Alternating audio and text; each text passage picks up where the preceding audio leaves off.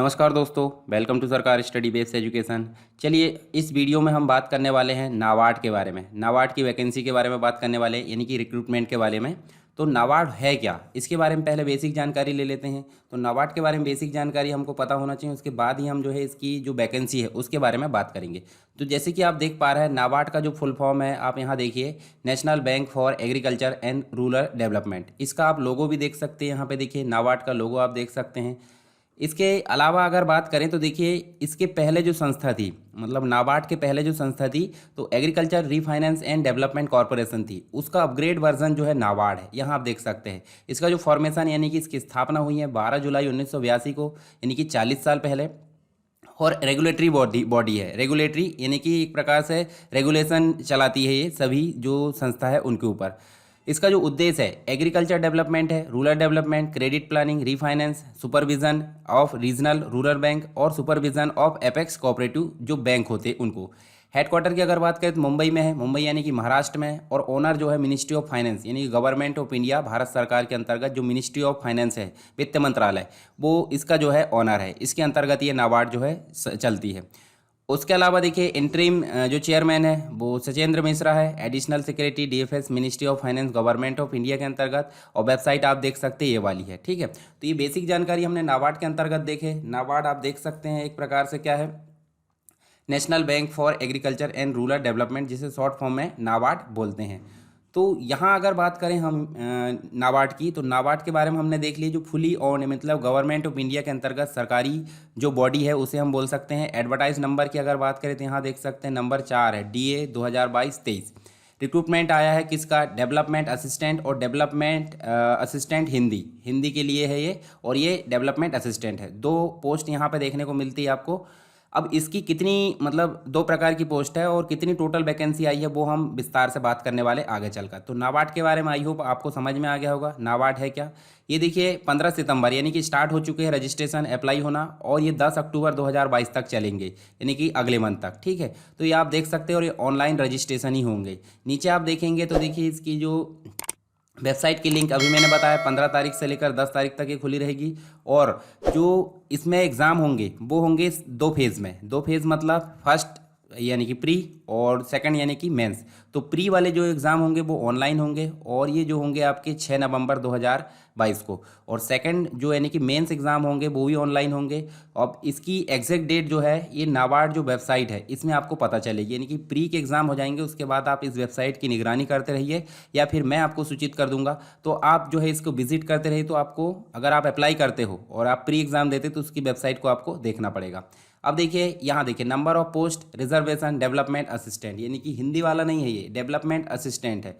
तो यहाँ आप देख सकते हैं टोटल जो पोस्ट है, देखिए नीचे आप देखिए सभी स्टेट की जो है लिस्ट दी है, और यहाँ पे कैटेगरी वाइज दी है। देखिए टोटल है, टोटल मतलब आप देख सकते हैं टोटल कितनी है आंध्र प्रदेश में 6। और उसके अलावा यहाँ डिवाइड की गई है, देखिए unreserved, SC ST OBC economics weaker section. Assam में आप देख सकते हैं, छत्तीसगढ़ में।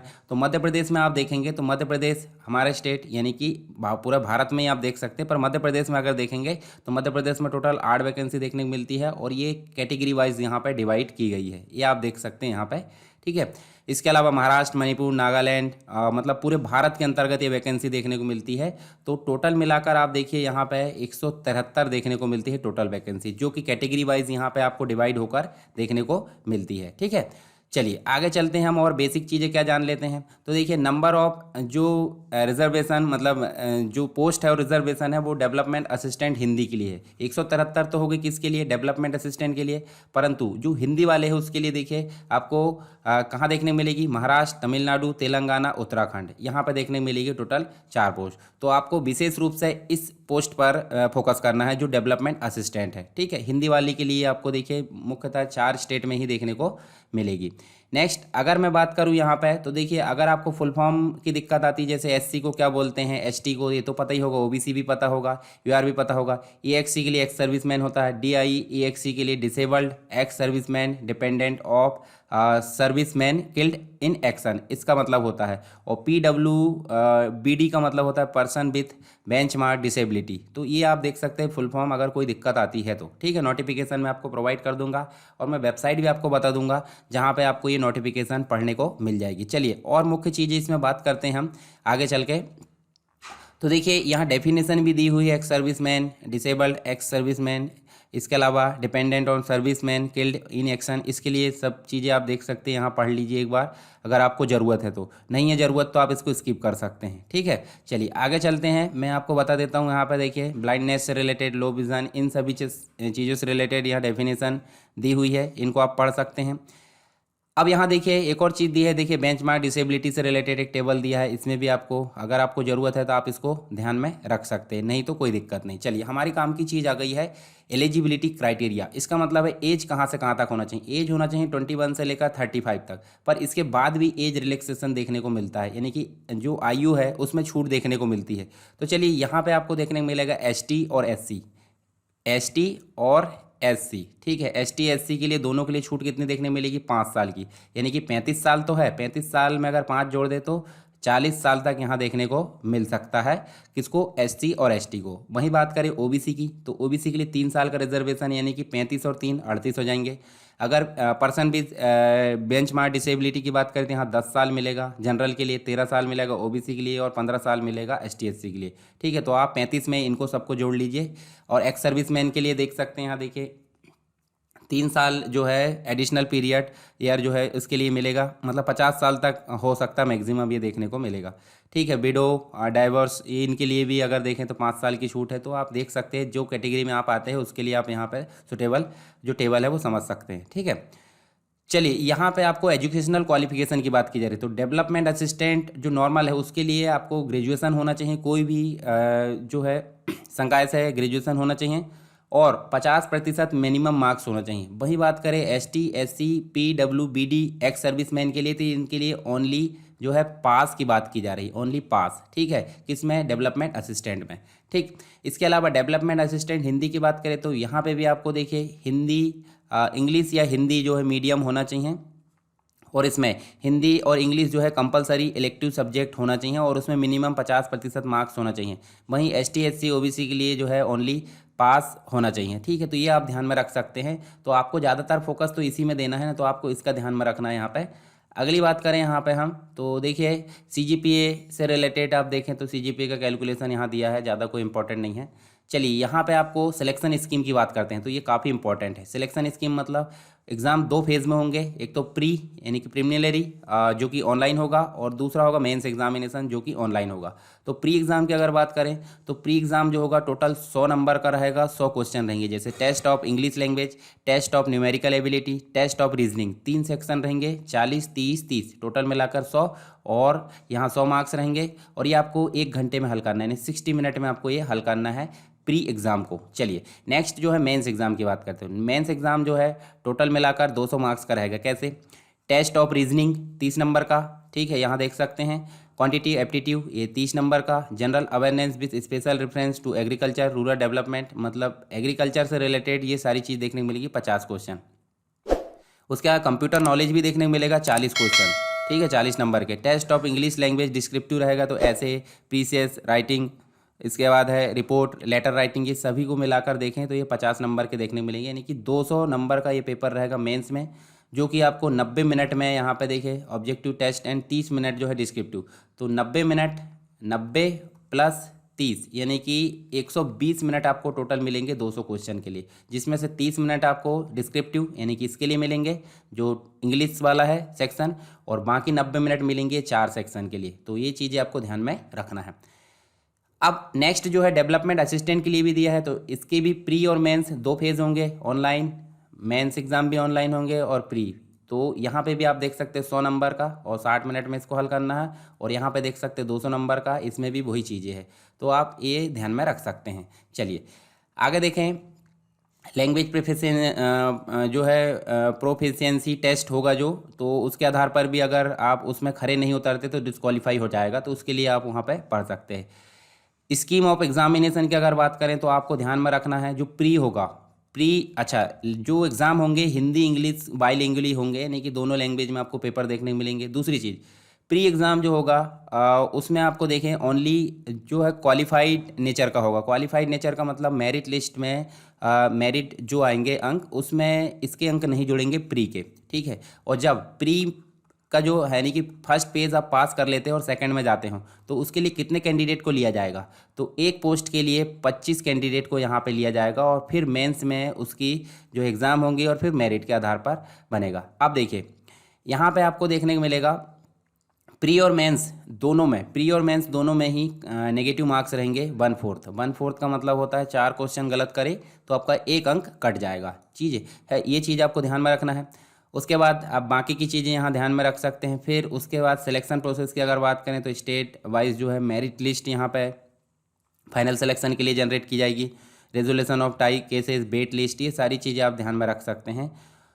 उसके बाद यहाँ देखिए ये जो है एग्जामिनेशन सेंटर की बात कर लेते हैं। एग्जामिनेशन सेंटर जो होंगे, चलिए नीचे चलते हैं, पे स्केल देख लेते हैं पहले। पे स्केल आप देखिए बेसिक सैलरी जो रहेगी आपकी 14,650, मतलब स्टार्टिंग में अगर बात करें तो 32,000 तक आपकी सैलरी जुड़ेगी भत्ते सहित। ठीक है, तो ये आप और बहुत सारी चीज़ें यहाँ दी है वो देख सकते हैं। इसके अलावा अप्लाई की अगर बात करें तो अप्लाई कैसे करना है, तो अप्लाई के लिए 3 चीज़ें देखने को मिलेगी। ठीक है, एक तो होगा एप्लीकेशन रजिस्ट्रेशन, यानी कि जब भी आप अप्लाई करते हो तो उसके पहले आपको अपनी आईडी बनाना पड़ेगा, किसमें, नाबार्ड की साइट में जाकर। फिर फीस पेमेंट करना पड़ेगा और डॉक्यूमेंट स्कैन किए हैं उनको अपलोड करना पड़ेगा। 3 चीज़ें देखने को मिलेगी।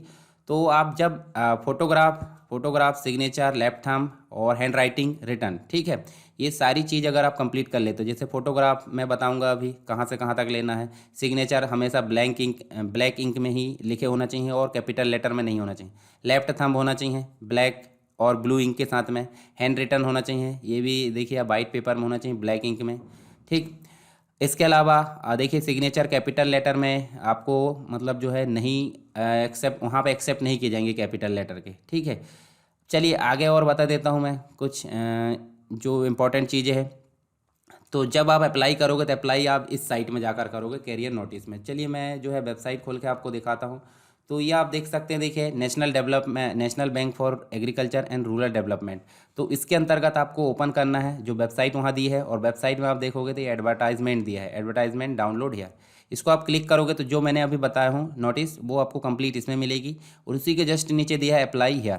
जैसे आप इस पर अप्लाई हेयर पर क्लिक करते हो तो आपको देखिए click here to new registration, यानी कि इस पर आप क्लिक करोगे और क्लिक करने के बाद आप यहाँ पे क्या डालोगे, फर्स्ट नेम कंफर्म करोगे, फर्स्ट नेम, मिडिल नेम है तो मिडिल नेम डाल सकते हैं, लास्ट नेम है तो लास्ट नेम डाल सकते हैं, कंफर्म करना हुआ। ठीक है, उसके बाद देखिए फुल नेम तो खुद ब खुद आ जाएगा जो आप लिखोगे, मोबाइल नंबर कंफर्म करना है, अल्टरनेट नंबर, उसके अलावा ईमेल आईडी डालना है, डोमेन नेम सेलेक्ट करना, फिर कंफर्म करना, फिर सिक्योरिटी कोड डालोगे, सेव नेक्स्ट। जब आप ये कंप्लीट कर लेते हो तो आपका रजिस्ट्रेशन नंबर जनरेट होगा प्रोविजनली, और एक पासवर्ड जनरेट होगा। जब आप उसको लॉगिन करोगे कहाँ पे, जहाँ मैंने अभी बताया ना, देखिए आपको जाना है, देखिए मैं आपको बैक करके दिखाता हूँ यहाँ पे। जैसे ये देखिए आपको मैं यहाँ पे क्लिक करता हूँ, और जब आप लॉगिन आईडी और पासवर्ड बना लेते तो लॉगिन आईडी यहाँ टाइप करना, पासवर्ड यहाँ, और जैसे ही आपका लॉगिन हो जाता है तो आपको फ़ोटो और सिग्नेचर ऐड करना है। फिर डिटेल बेसिक प्रीव्यू होगा, अपलोड होंगे डॉक्यूमेंट और पेमेंट होगी। अब पेमेंट और बाकी चीज़ों की बात कर लेते हैं। जैसे देखिए यहाँ पे सेव नेक्स्ट करते जाइए, बाकी सारी चीज़ें आपकी वहाँ पे होते जाएगी। चलिए आगे चलते हैं, रजिस्ट्रेशन। अब बात करते हैं पेमेंट फ़ीस की। तो पेमेंट ऑनलाइन ही होगी, कोई भी मोड चल सकता है, NEFT चल सकता है, NEFT नहीं IMPS चल सकता है। ठीक है, इंटरनेट बैंकिंग के माध्यम से, कार्ड है, कैश है, वॉलेट है, फ़ोनपे, गूगल पे, डेबिट कार्ड, क्रेडिट कार्ड, इन सभी चीज़ों से आप जो है अपना पेमेंट कर सकते हैं। ठीक, अब यहाँ आप देख सकते हैं एप्लीकेशन फ़ीस ST SC जो PWBD एक्स सर्विसमैन, इन सभी के लिए अगर बात करें तो इनके लिए एप्लीकेशन फ़ी नल यानी कि 0 है, और इंटीमेशन चार्ज 50 रुपये रहेगा, नहीं टोटल फीस 50 रुपये है। और इसके अलावा अदर जो रहेंगे उनके लिए 400 और प्लस 50 रुपये इंटीमेशन चार्ज, और 450 टोटल हो जाएगा। ठीक है, तो ये GST के साथ में आपको देखने को मिलेगा। अब कुछ चीज़ें और बता देता हूँ, जैसे फ़ोटोग्राफ की अगर बात करें तो फ़ोटोग्राफ की कुछ कंडीशन दी है। तो ये पासपोर्ट कलर पिक्चर होना चाहिए, और इसकी जो साइज़ होना चाहिए 20 KB से लेकर 50 KB के बीच में होना चाहिए। ठीक है, जब आप स्कैन करो तो 200 जो DPI है रेजोल्यूशन के साथ में ही स्कैन करना है। इसके अलावा जब बात करें हम किसकी, सिग्नेचर की, तो सिग्नेचर आपको देखिए सिग्नेचर 10 KB से लेकर 20 KB तक होना चाहिए। उसके अलावा देखिए नीचे बहुत सारी चीज़ें दी है, यहाँ आप देख सकते हैं। इसके अलावा देखिए यहाँ पे बहुत सारी चीज़ें आप दी है, जैसे लेफ्ट थंब क्या होना चाहिए। ठीक है, सिग्नेचर। अब जो है फोटोग्राफ आपकी स्कैन होगी 200 DPI में मैं बता चुका हूँ। ठीक है, सारी चीज़ें आप देख सकते हैं, यहाँ सब नियम दिए हुए हैं कैसे कैसे आपको क्या करना है, दे देखिए पूरी चीज़ें हमने यहाँ पे देख ली है। अब नीचे हम एग्ज़ाम सेंटर की बात कर लेते हैं थोड़ी सी। तो ये तो हो गए एप्लीकेशन की। एप्लीकेशन में कोई दिक्कत आती तो आप मुझे कमेंट बॉक्स में बताइए, मैं एप्लीकेशन यानी कि अप्लाई कैसे करना है वो मैं कंप्लीट चीज़ें बता दूंगा। ये डेट भी आपको पता चल गई। अब सेंटर देख लेते हैं। ये लैंग्वेज है, ठीक है, जैसे मध्य प्रदेश की लैंग्वेज कौन सी है, हिंदी है, ठीक है। स्टेट वाइज लैंग्वेज यहाँ दी हुई है। सेंटर की अगर बात करें तो सेंटर नीचे दी हुई है। जैसे देखिए यहाँ पे फर्स्ट फेज़ यानी कि प्री एग्ज़ाम के लिए सेंटर जो रहेंगे, जैसे हम बात कर लेते हैं मध्य प्रदेश की, तो मध्य प्रदेश में भोपाल, ग्वालियर, इंदौर, जबलपुर, सतना, उज्जैन, इन सभी सेंटर में आप प्री एग्ज़ाम दे सकते हैं, ठीक है। कोई भी सेंटर जो आपके सिटी से पास में पड़ता हो सकता है आप उसी सिटी से हो। और मेंस एग्ज़ाम की अगर बात करें तो मेंस एग्ज़ाम भी यहाँ पे दिए हुए है। जैसे कि अगर मध्य प्रदेश की बात करें तो मध्य प्रदेश में भोपाल मेंस एग्ज़ाम के लिए सेंटर रहेगा एकमात्र, ठीक है। तो ये आप देख सकते हैं। अभी कंप्लीट नोटिस हमने देख लिए। आपको एप्लीकेशन कैसे करना है वो भी मैं बता चुका हूँ। आप खुद से ही एप्लीकेशन कर सकते हैं। कहाँ जाना है, नाबार्ड की साइट में जाना, देखिए nabaard.org कैरियर नोटिस के अंतर्गत, ठीक है। और इसमें एडवर्टाइजमेंट पढ़ना तो ये आपको दिया है, एप्लीकेशन अप्लाई करना है तो आपको यहाँ पे दिया है, ठीक है। तो ये सारी चीज़ें आपको समझ में आ गई होगी। आप अगर मतलब आप एलिजिबिलिटी रखते हो या मिनिमम रिक्वायरमेंट क्वालिफिकेशन को आप इसमें मतलब आपकी है तो आप इसके लिए एप्लीकेशन कर सकते हैं, ठीक है। आई होप आपको सारी चीज़ें समझ में आई होगी। फिर भी अगर कोई क्वेश्चन है, कोई डाउट है तो आप मुझे कमेंट बॉक्स में ज़रूर बताइए। चलिए मिलते हैं दोस्तों नेक्स्ट इसी प्रकार की वीडियो के साथ में। तब तक के लिए जय हिंद।